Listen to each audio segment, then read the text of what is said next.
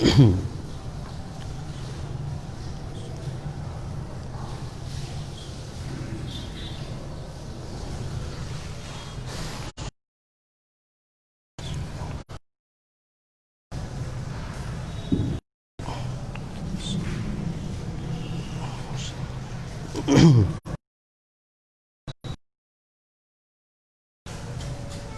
الحمد لله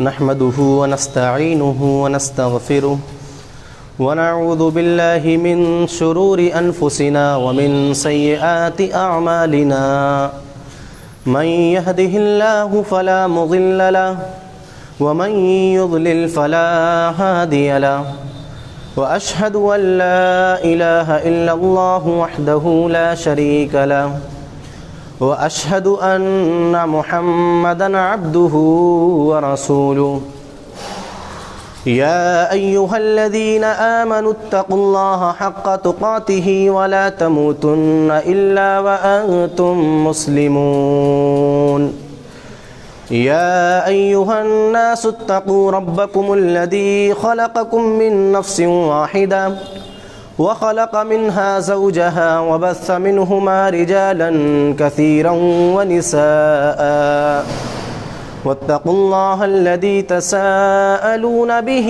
والأرحام إن الله كان عليكم رقيبا يا أيها الذين آمنوا اتقوا الله وقولوا قولا سديدا يصلح لكم أعمالكم ويغفر لكم ذنوبكم ومن يطع الله ورسوله فقد فاز فوزا عظيما أما بعد فإن خير الحديث كتاب الله وخير الهدي هدي محمد صلى الله عليه وسلم وشر الأمور محدثاتها وكل محدثة بدعة وكل بدعة ضلالة وكل ضلالة في النار أعوذ بالله السميع العليم من الشيطان الرجيم بسم الله الرحمن الرحيم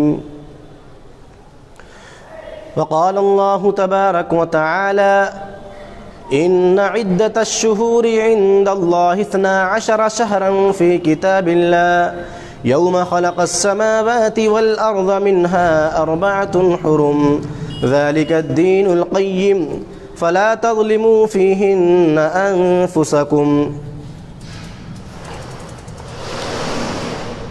معزز حاضرین جمعہ، ہر قسم کی تعریف، کبریائی و بڑائی، حمد و ثنا،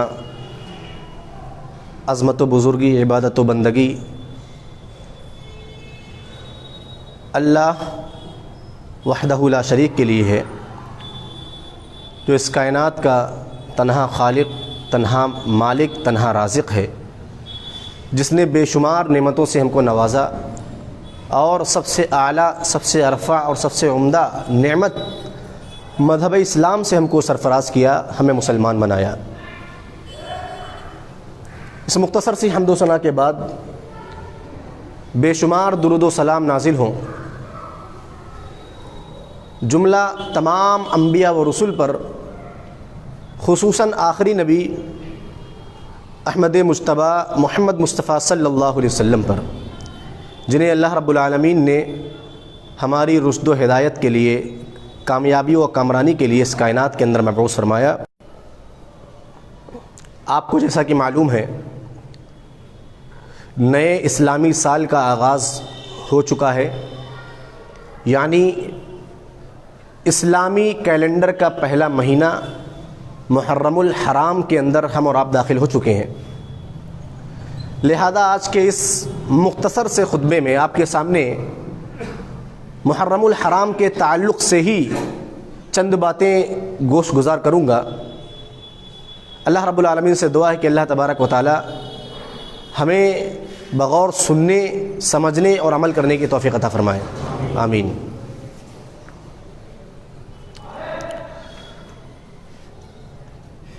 اللہ رب العالمین نے قرآن حکیم کے اندر ارشاد فرمایا، ان عدۃ الشہور عند اللہ 12 شہرا فی کتاب اللہ، کہ بے شک اللہ رب العالمین کے نزدیک مہینوں کی تعداد 12 ہے۔ کب سے ہے؟ یہ ایسا نہیں ہے کہ جب اسلام آیا یا نبی کریم صلی اللہ علیہ وسلم کی بعثت ہوئی نبی بنائے گئے تب سے ہے، نہیں۔ یوم خلق السماوات والارض، جس دن سے زمین اور آسمان پیدا کیے گئے اسی دن سے اللہ رب العالمین کے نزدیک مہینوں کی تعداد 12 ہے۔ منہا 4 حرم، اس میں سے یعنی 12 مہینوں میں سے 4 مہینے حرمت والے ہیں۔ حرمت والے کیا ہیں، یا حرمت کا معنی کیا ہے، ابھی انشاءاللہ ادھر بھی آؤں گا۔ 4 مہینے حرمت والے ہیں۔ فلا تظلموا فیہن انفسکم، لہذا ان مہینوں کی حرمت کی بنسبت نبی اللہ رب العالمین نے فرمایا کہ ان مہینوں کے اندر آپس میں ایک دوسرے پر ظلم مت کرو۔ اب آئیے ایک حدیث پاک دیکھ لیں جس سے واضح اور ہو جاتا ہے کہ یہ تعداد یا یہ 4 مہینے کون سے ہیں۔ بخاری شریف کی روایت ہے، نبی کریم صلی اللہ علیہ وسلم نے فرمایا الزمان قد استدار کہیئتہ، کہ زمانہ اپنے اسی چال پر یعنی گھوم پھر کر وہیں پر لوٹ آیا۔ یوم خلق اللہ السماوات والارض، جس دن سے اللہ رب العالمین نے ان کو پیدا کیا تھا۔ السنۃ 12 شہرا،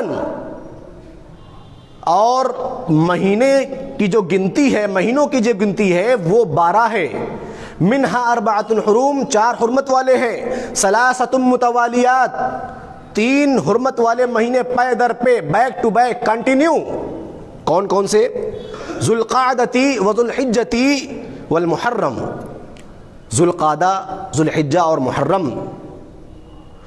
ورجب مضر، اور 4تھا مہینہ جو الگ ہے رجب کا ہے، الذی بین جمادہ و شعبان، جو جمادہ اور شعبان کے درمیان ہے۔ اس سے پہلے بھی 2 مہینے حرمت والے گزرے۔ یہاں کہا گیا ذوالقعدہ، ذوالحجہ اور محرم، یہ لگاتار تیسرا مہینہ حرمت والا چل رہا ہے جس کے اندر ہم اور آپ داخل ہو چکے ہیں۔ اب سوال یہ ہے کہ اللہ رب العالمین نے، نبی کریم صلی اللہ علیہ وسلم نے ان مہینوں کی نشاندہی کر دی، آخر حرمت سے مراد کیا ہے اور حرمت والے مہینے کہنے کا مطلب کیا ہے؟ آئیے اس کو تھوڑا سمجھ لیں۔ حرمت کا مطلب ہے کہ ان مہینوں کا بے حد احترام کیا جائے۔ احترام کا مطلب ہرگز یہ نہیں ہے کہ ان مہینوں کے اندر شادی بیاہ بند کر دیا جائے، خوشی منانا بند کر دیا جائے، خوشی کے کسی تقریب کے اندر شامل ہونا بند کر دیا جائے، جیسا کہ آج امت مسلمہ کے ایک بڑے گروہ نے بنا رکھا ہے۔ محرم کا مہینہ داخل ہوا، شادی بیاہ بند کر دی اور غم میں ڈوب گئے، جبکہ یہاں بتلایا جا رہا ہے کہ حرمت کا مطلب یہ ہرگز نہیں ہے جو آج مسلمانوں نے سمجھ لیا ہے۔ خاص طور سے ان 4 حرمت والے مہینوں کے اندر محرم الحرام کو ایک الگ خصوصیت اور فضیلت حاصل ہے۔ اس کی اہمیت کیا ہے؟ سب سے پہلی چیز تو یہی ہے کہ اس کی اہمیت، 4 مہینے جو حرمت والے اللہ رب العالمین نے بنائے ہیں ان میں سے ایک ہے یہ، اور دوسری چیز اسلامی کیلنڈر کا پہلا مہینہ ہے، یعنی اسلامی سال کا آغاز یہیں سے ہوتا ہے۔ آج کتنے مسلمان ہیں معلوم نہیں ہے، جنوری فروری سب کو معلوم ہے، اور لوگ خوشی بھی منا لیتے ہیں۔ مسلم علاقوں کے اندر دیکھیے زمینوں کے اوپر ہیپی نیو ایئر لکھا رہتا ہے، بہت سارے چیزیں جو نئے سال کی خوشی میں انجام دی جاتی ہیں، جبکہ اسلامی مہینہ شروع ہوا کسی کو نہیں پتا۔ پہلی بات تو یہ پتہ ہی نہیں کہ 12 مہینوں کے نام کیا ہیں، سب سے بڑا عالمیت تو یہی ہے۔ کتنے سارے لوگ ہیں نہیں پتا ہے، محرم سے شروع ہوتا ہے اور جا کر کے ذوالحجہ پر ختم ہوتا ہے، بیچ کے مہینوں کا پتہ نہیں ہے۔ تو دوسری اہمیت یہ ہے کہ اسلامی سال کا پہلا مہینہ ہے، یہاں سے اسلامی سال کا آغاز ہے اس تاریخ مختصر طور پہ۔ اور تیسری چیز یہ ہے کہ روزوں کے اعتبار سے رمضان المبارک کے بعد سب سے افضل اور بہتر مہینہ محرم کا مہینہ ہے۔ اور اس کو اللہ رب العالمین کا مہینہ کہا گیا، اس کی ایک اہمیت یہ بھی ہے، یعنی اس مہینے کو اللہ رب العالمین کا مہینہ کہا گیا۔ کیا مطلب؟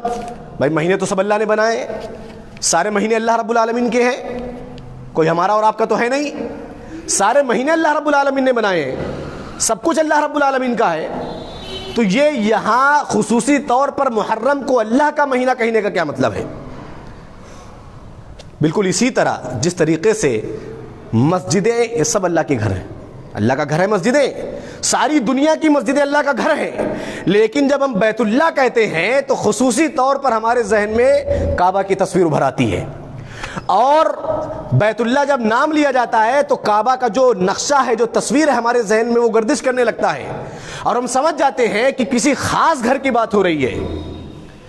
تو بیت اللہ کہہ کر کے جس طریقے سے کعبہ کی اہمیت کو بیان کیا گیا ہے، اسی طریقے سے شہر اللہ المحرم کہہ کر کے محرم کے مہینے کو، اس کی فضیلت کو بیان کیا گیا ہے۔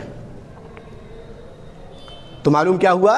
یہ چار چیزیں یہ محرم الحرام ان کی وجہ سے اہمیت کا حامل ہے۔ اب اتنی زیادہ اہمیت ہونے کے باوجود سوال یہ ہے کہ اللہ رب العالمین نے اور جناب محمد الرسول اللہ صلی اللہ علیہ وسلم نے اس مہینے کے اندر ہم سے کیا ڈیمانڈ کیا اور ہمیں کیا کرنے کے لیے کہا؟ آئیے اس پر تھوڑا مختصر طور پر روشنی ڈال لیں۔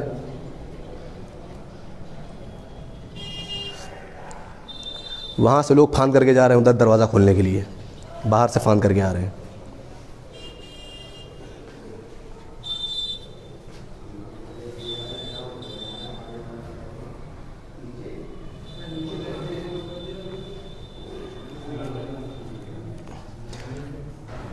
توجہ ادھر کریں۔ تو بات کیا چل رہی تھی کہ محرم الحرام کے مہینے میں کرنا کیا ہے؟ چونکہ یہ نئے اسلامی سال کا آغاز یہاں ہوتا ہے، اس لیے سب سے پہلی چیز جو ہمیں یہ کرنی ہے کہ اس مہینے کے اندر بیٹھ کر کے پلاننگ بنائی جائے۔ کس چیز کی پلاننگ؟ آپ بزنس مین ہیں، کاروبار کرتے ہیں، بڑی بڑی ایجنسیاں، بڑی بڑی کمپنیاں کاروبار کرتی ہیں، ایک سال گزرنے کے بعد اپنا پورا ڈاٹا، پورا بیورا اپنے سامنے رکھتی ہیں اور یہ دیکھتی ہیں کہ سال بھر میں کتنا پروفٹ ہوا، کتنا نقصان ہوا، اور اس کے بعد آئندہ یعنی نیکسٹ ایئر کے لیے ایک لائحہ عمل تیار کیا جاتا ہے، لائحہ عمل تیار کیا جاتا ہے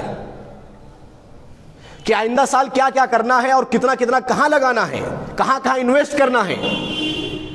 یہ دنیا کی ہر کمپنی یا ہر بزنس مین جو ماہر بزنس مین ہے وہ یہ ضرور کرتا ہے کہ سال بھر ہونے کے بعد وہ بیورا پورا حساب کتاب لگاتا ہے کہ اس سال کے اندر کتنا پروفٹ ہوا۔ تو ہمیں بھی اس مہینے کے اندر یہ پلاننگ کرنی ہے کہ گزشتہ سال بڑی بے توجہی ہوئی، بڑی غفلت برتی گئی، آئندہ سال انشاءاللہ تبارک و تعالی یہ سال جو چل رہا ہے، اس سال خوب جم کر کے عبادت کرنی ہے۔ گزشتہ سال ہم نے اخلاقیات کی دھجیاں اڑا دی، حقوق العباد کی دھجیاں اڑا دی، آئندہ سال ایسا نہیں کرنا ہے۔ یا دوسرے حقوق کے اندر ہم سے بڑی کوتاہی ہوئی، لیکن آئندہ سال ایسا نہیں کرنا ہے۔ تو سب سے پہلی چیز یہ ہے، محرم الحرام کا یہ مقصد ہے کہ آپ اسلامی سال کے شروع ہونے پر فطری طور پر خوش ہوں اور اپنے لیے ایک لائحہ عمل تیار کریں کہ اس سال میں ہم کو یہ کام انجام دینا ہے اور خاص طور سے نیکی کے کاموں میں بڑھ چڑھ کر کے حصہ لینا ہے۔ جس طریقے سے دنیا کے اندر کرتے ہیں تو ہمارے دین کا مسئلہ ہے، آخرت کا مسئلہ ہے، ہماری ذمہ داری ہے کہ ہم اس کا احساس کریں۔ اسی طریقے سے دوسری چیز، حرمت والے مہینے جو بتلائے گئے کہ اس کی حرمت کا خیال رکھنا ہے۔ میں نے بتلایا کہ حرمت کا خیال کیسے رکھا جائے، فَلَا تَظْلِمُوا فِيهِنَّ أَنفُسَكُمْ، کہ ان مہینوں کے اندر کسی کے اوپر ظلم نہ کیا جائے، کسی کو گالی نہ دی جائے، کسی سے جھگڑا نہ کیا جائے، کسی سے مار پیٹ نہ کی جائے، کسی سے جنگ و جدال نہ کیا جائے۔ لیکن کہاں مسلمان کو تو معلوم ہی نہیں ہے کہ حرمت کا مطلب کیا ہے۔ ارے ہم سے اچھے تو زمانے جاہلیت کے لوگ تھے. میں نے بتلایا کہ یہ اسلام کا بنایا ہوا نہیں ہے کہ اسلام نے ان مہینے کو حرمت رکھی ہو، بلکہ اللہ رب العالمین نے جس دن سے زمین و آسمان پیدا کیے تب سے ان کو حرمت والا قرار دیا ہے. اسلام کے آنے سے پہلے بھی زمانہ جاہلیت میں بھی لوگ ان کی حرمتوں کا بڑا خیال رکھتے تھے. یہاں تک کہ آتا ہے کہ اگر کوئی جانی دشمن بھی قریب سے نکل جاتا تو اس سے کوئی تعارض نہ کرتے، اس سے بھیڑتے نہیں، صرف اس وجہ سے کہ ان کو معلوم تھا کہ اس کی حرمت کی کیا اہمیت ہے. اتنا زیادہ خیال رکھتے تھے، جنگ و جدال ختم کر دیتے، لڑائی جھگڑا ختم کر دیتے. وہی جانی دشمن بیٹھ کر کے ایک دسترخوان پر کھانا کھا رہے ہیں اور انتظار کرتے تھے کہ کب مہینہ ختم ہو حرمت والا اور ایک دوسرے کی گردن اڑا دیں. سب کچھ ہونے کے باوجود لیکن بہت زیادہ حرمت کا خیال تھا، حرمت کا پاس بہت زیادہ تھا. وہی اللہ رب العالمین نے فرمایا فلا تظلموا فیہن انفسکم، ان مہینوں کے اندر یہ سب نہ کرو. اور ایک دوسرا معنی یہ کیا گیا کہ نافرمانی کے کام سے بچو. کیونکہ ان مہینوں کی حرمت میں اگر ان مہینوں کے اندر نیکی کرنے کا ثواب زیادہ ہے تو نافرمانی کرنے کا گناہ بھی زیادہ ہے. لا تظلموا فیہن انفسکم، ایک دوسرے کے اوپر ظلم نہ کرو. مہینے کی حرمت کا خیال رکھا جائے، اگر کسی کا حق مارا ہو تو اس کو واپس کیا جائے اس مہینے کی حرمت کا خیال رکھتے ہوئے. کسی کا غصب کیا ہو اس کو تو واپس کیا جائے، کسی کو گالی دی ہو تو اس سے معافی مانگی جائے، اور یہ سمجھا جائے کہ اللہ رب العالمین نے منع کیا ہے خصوصی طور پر اس مہینے کے اندر. اس مہینے کی حرمت کا خیال رکھنے کا مطلب یہی ہے کہ اس مہینے کی حرمت کا خیال اس طرح رکھا جائے کہ نیکی کے کام میں بڑھ چڑھ کر کے حصہ لیا جائے. یہ دو چیز ہو گئی. سال بھر کی پلاننگ کی جائے کہ اس مہینے یا اس سال کے اندر ہم کو نیکی کے کام زیادہ سے زیادہ کرنے ہیں. دوسری چیز حرمت کا خیال رکھنا ہے، خاص طور سے محرم الحرام کے مہینے میں. تیسری چیز زیادہ سے زیادہ روزے رکھے جائیں. جی زیادہ سے زیادہ، اس لیے کہ اللہ، میں نے حدیث بتائی ابھی کہ نبی کریم صلی اللہ علیہ وسلم نے فرمایا کہ رمضان کے بعد سب سے زیادہ افضلیت والے روزے اگر ہیں تو محرم الحرام کے ہیں. اللہ رب العالمین کے نزدیک سب سے زیادہ اگر کسی روزوں کی اہمیت ہے رمضان المبارک کے بعد کسی مہینے کی تو وہ محرم الحرام کی ہے. اسی طریقے سے ایک حدیث کے اندر صحابہ کیا کہ اللہ کے رسول ای الصلاۃ افضل بعد المکتوبہ، کہ فرض نماز کے بعد سب سے افضل نماز کون سی ہے؟ بعد صیام رمضان، اور رمضان المبارک کے بعد سب سے افضل روزے کون سے ہیں؟ یہ دو سوال کیے تو نبی کریم صلی اللہ علیہ وسلم نے دونوں کا جواب دیتے ارشاد فرمایا الصلاۃ فی جوف اللیل، یعنی فرض نماز کے بعد سب سے افضل نماز تہجد کی نماز ہے، اور رمضان المبارک کے روزوں کے بعد سب سے افضل روزہ محرم الحرام کا روزہ ہے. تو اس مہینے کے اندر خصوصی طور پر زیادہ سے زیادہ روزہ رکھنے کی کوشش کی جائے، اس لیے کہ نبی کریم صلی اللہ علیہ وسلم کے زمانے میں یہ معلوم ہوا کہ اس مہینے کی اہمیت نبی اللہ رب العالمین کے نزدیک بہت زیادہ ہے، اور اس مہینے کی روزوں کی اہمیت بھی بہت زیادہ ہے. یہ تیسری چیز. چوتھی چیز، خاص طور پر مہینے بھر میں تو آپ کبھی بھی روزہ رکھیں، لیکن خصوصی طور پر 10ویں محرم، یہ نبی کریم صلی اللہ علیہ وسلم کی مستقل سنت رہی ہے. ایسا نہیں کہ آپ نے صرف مدینہ آنے کے بعد رکھا، نبی کریم صلی اللہ علیہ وسلم یہ مکہ میں بھی روزہ رکھتے تھے. 10 محرم کا روزہ جس کو عاشورہ کہتے ہیں، عاشورہ کا روزہ کہتے ہیں. جبکہ آج دیکھیں روزہ رکھنے کی بجائے مسلمان کس طریقے سے گندگی میں لت پت ہے، کس طریقے سے ایک اہم عبادت کی دھجیاں اڑائی جاتی ہیں، طرح طرح کی سبیلیں لگائی جاتی ہیں، اور نیکیوں کے نام پر کتنی خرافات اور بدعات انجام دی جاتی. خاص طور سے 10 تاریخ کو کیا ہوا تھا؟ 10 تاریخ کو امام حسین رضی اللہ تعالیٰ عنہ کی شہادت ہوئی. کون غمزدہ نہیں ہے؟ میں یہ سمجھتا ہوں کہ اگر کوئی غمگین نہیں ہے تو مسلمان نہیں ہے، اس لیے کہ نواسہ رسول، سردار جنت اور نبی کریم صلی اللہ علیہ وسلم کے کتنی فضیلتیں ہیں حضرت حسن اور حضرت حسین رضی اللہ تعالیٰ عنہ کی. نبی کریم صلی اللہ علیہ وسلم کی انتقال کے 50 سال کے بعد حضرت حسین رضی اللہ تعالیٰ شہید ہوئے کربلا کے اندر. اس 50 سال کے دوران حضرت عمر فاروق رضی اللہ تعالیٰ عنہ، حضرت عثمان غنی رضی اللہ تعالیٰ عنہ، حضرت علی رضی اللہ تعالیٰ عنہ، صحابہ کرام شہید ہوئے جو متفقہ طور پر حضرت حسین رضی اللہ تعالیٰ عنہ سے افضل ہیں، لیکن اس کے باوجود ہمیں اجازت نہیں ہے کہ ہم اس کا یوم شہادت منائیں. اور جب حضرت حسین رضی اللہ تعالیٰ عنہ کی شہادت محض سیاسی شہادت کے اور کچھ نہیں ہے، دین سے کوئی لینا دینا ہے ہی نہیں، اسلام سے اس کا کوئی لینا شہید ہوئے، ہم شہید شہداء کے قائل ہیں، لیکن یہ اسلامی یا اس طریقے سے دینی یہ کہہ لیجئے وہ شہادت نہیں تھی کہ دین کے لیے جنگ لڑنے گئے تھے، وہ سیاسی طور پہ گئے تھے اور شہید کر دیے گئے. ہم کو غم ہے، غم کا یہ مطلب نہیں ہے کہ ہم رونا پیٹنا یا اسی طریقے سے کپڑے پھاڑنا، خنجر مارنا یا دیگر خرافات اپنے آپ کو تکلیف پہنچانے کی شکل میں کیا جائے. تو حسین رضی اللہ تعالیٰ عنہ شہید ہوئے ہیں اور نبی کریم صلی اللہ علیہ وسلم کا انتقال ہوا سن 11 ہجری کے اندر، اور اسلام تو نبی کریم صلی اللہ علیہ وسلم کی زندگی مکمل ہو گیا. تو یہ 50 سال کے بعد یہ سب کہاں سے آ گیا؟ تو معلوم کیا ہوا، 10 محرم کی جو اہمیت ہے وہ اس وجہ سے نہیں ہے کہ حضرت حسین رضی اللہ تعالیٰ عنہ شہید ہوئے. کس وجہ سے ہے؟ آئیے، حضرت عبداللہ بن عباس رضی اللہ تعالیٰ کہتے ہیں کہ نبی کریم صلی اللہ علیہ وسلم جب مدینہ ہجرت کر کے آئے تو مدینہ کے یہودیوں کو دیکھا کہ وہ روزہ رکھ رہے ہیں، وہ 10 محرم کا یوم عاشورہ کا روزہ رکھتے ہیں. سوال کیا گیا، اللہ کے رسول نے پوچھا ما ھذا تصومونہ، کہ بھائی یہ کون سا دن ہے، یعنی کس دن آپ لوگ کیوں روزہ رکھتے ہو، کس خوشی میں روزہ رکھتے ہو؟ تو یہودیوں نے جواب دیا ھذا یوم عظیم، یہ بہت بڑا دن ہے. انجى اللہ موسیٰ وقومہ، یہ وہ دن ہے جس دن اللہ رب العالمین نے حضرت موسیٰ اور ان کی قوم کو فرعون کے ظلم سے نجات دی.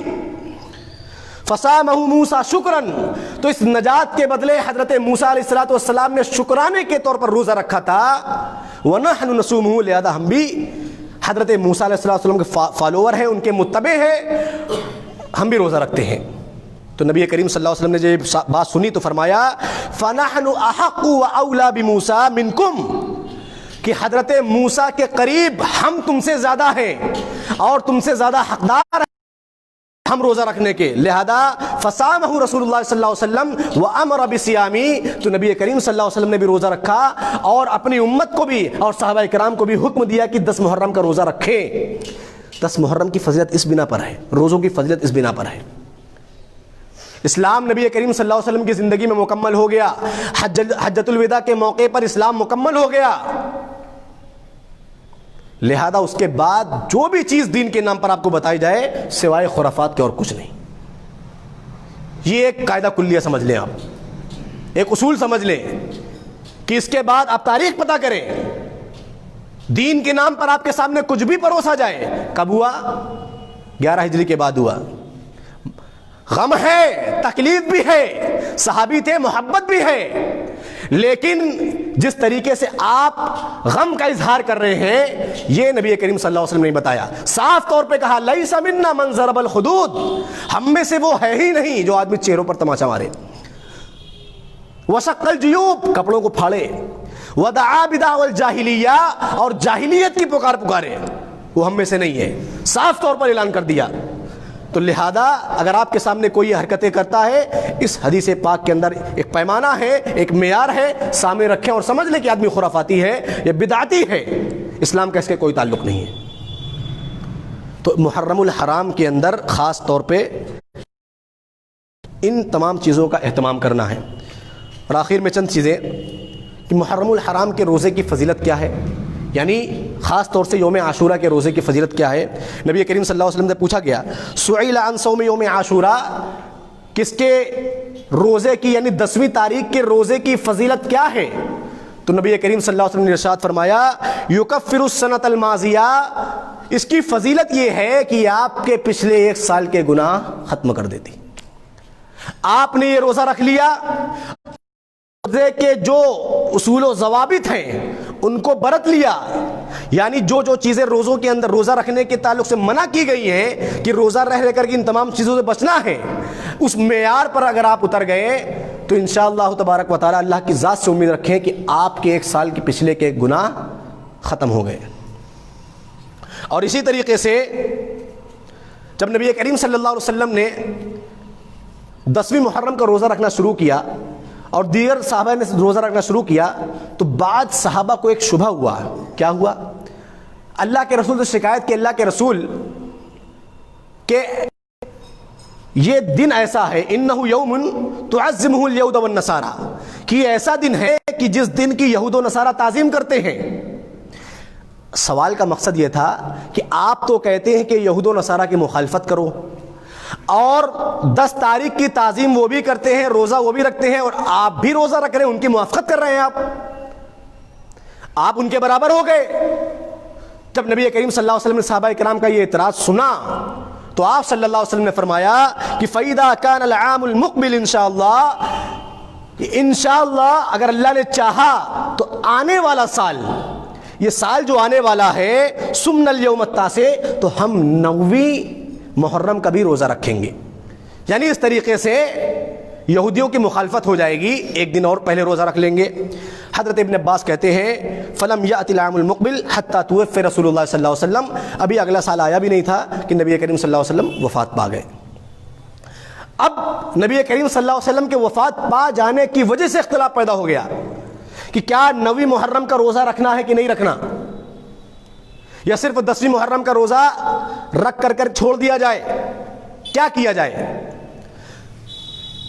تو اس کا حل جو بتلایا گیا وہ یہ، اگر نبی کریم صلی اللہ علیہ وسلم زندہ ہوتے، اگلا سال پا لیتے تو معاملہ بالکل واضح ہو جاتا کہ 9ویں کا روزہ رکھنا ہے کہ 10ویں کا رکھنا ہے، یا 9ویں اور 10ویں کے دونوں کا رکھنا ہے۔